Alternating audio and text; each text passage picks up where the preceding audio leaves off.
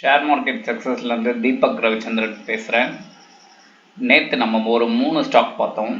அதில் 2 ஸ்டாக் நம்ம சொன்னபடியே ரியாக்ட் ஆகிருந்தது. ஒன்று வந்து அதுக்கு ஆப்போசிட்டாக ரியாக்ட் ஆகிருந்தது. ஓகேங்களா? மேபி ஃப்யூச்சரில் அது மூமெண்ட் ஆகுதான்னு சொல்லிட்டு நம்ம செக் பண்ணலாம்.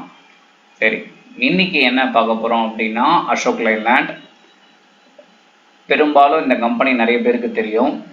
பாருங்களேன், ஏப்ரல் 25 100 அந்த ஸ்டாக்கு 150 ஆல் டைம் ஹை அடிச்சிருக்கு. அது மட்டும் இல்லாமல் இன்றைக்கி பயங்கரமான ஒரு புல்லிஷ் கேண்டில் ஃபார்ம் ஆகி மேலே போக ட்ரை பண்ணியிருக்கு. அப்போது இதுக்கு ஒரு காரணம் இருக்குது. என்னென்னா ஃபண்டமெண்டல் ரொம்ப எக்ஸலண்ட்டாக கொடுத்துருக்காங்க. ஏன் எக்ஸலண்ட்டாக கொடுத்துருக்காங்கன்றதை பார்ப்போம்.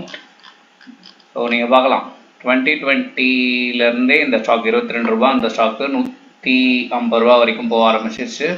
ஸோ வெஹிக்கிள் கண்டிப்பாக வந்து என்னதான் இருந்தாலுமே நம்ம இப்போ அந்த டெக்னாலஜி இதுன்னு இருந்தாலுமே டிரான்ஸ்போர்ட்டேஷன் இல்லாமல் ஃபிசிக்கலாக எதுவுமே பண்ண முடியாது. அதுக்கு வந்து சப்போர்ட் பண்ணுறது மேஜராக இந்த மாதிரி கம்பெனிஸ் தான். ஸோ அப்படின்னு பார்க்கும்போது நீங்கள் பாருங்களேன், இருக்கிற எல்லா கோட்டரோட இந்த கோட்டரை தான் அவங்க ஆப்ரேட்டிங் ப்ராஃபிட்டை நல்லாவே அட்டைன் பண்ணியிருக்காங்க.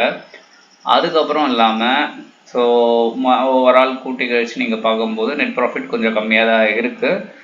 பட் ஈவன் தோ வந்து ஆப்ரேட்டிங் ப்ராஃபிட் வந்து நல்லா இருக்கிறதால இன்றைக்கி இந்த ஸ்டாக் பயங்கரமாக வந்து மேலே ஏறி இருக்கு. ஓகேங்களா? ஸோ இந்த ஸ்டாக்கை பொறுத்த வரைக்குமே வந்து ஒரு ட்ரஸ்டபிள் தான். ஏன் அப்படின்னா வந்து பார்த்திங்கன்னா உங்களுக்கு பார்த்தீங்கன்னா 4th லார்ஜஸ்ட் மேனுஃபேக்சரிங் கம்பெனி பஸ்ஸில், இந்தியாவில் 2nd largest commercial vehicle company இது.